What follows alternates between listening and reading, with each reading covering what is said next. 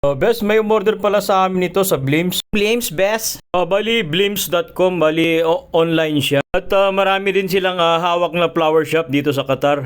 Paano yun, best, pagka may umorder doon? Bali, bes, yun na lagi namin i-check. Tapos pag merong order dyan, kagaya itong ginagawa ko, bali, obligado namin siyang gawin. Paano, best, pagka wala kayong bulaklak? Bes, kailangan dumiskarte ka sa mga supplier nyo ng bulaklak. Kasi dun sa online na yun, merong oras kung kailan yung delivery niya. Ganon din yung date kung kailan mo siya i-deliver. So, best, yung mga bulaklak na yan is naka-ready na ba yan sa inyo?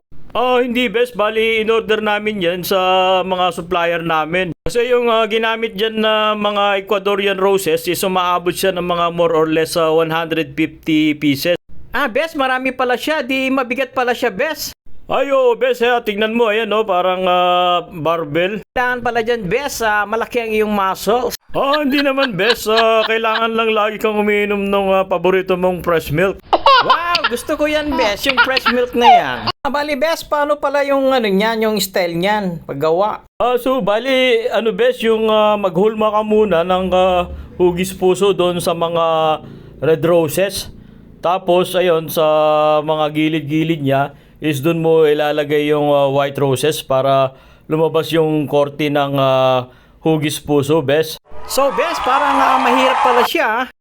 Bes, mas mahirap siya kaysa dun sa regular na round lang.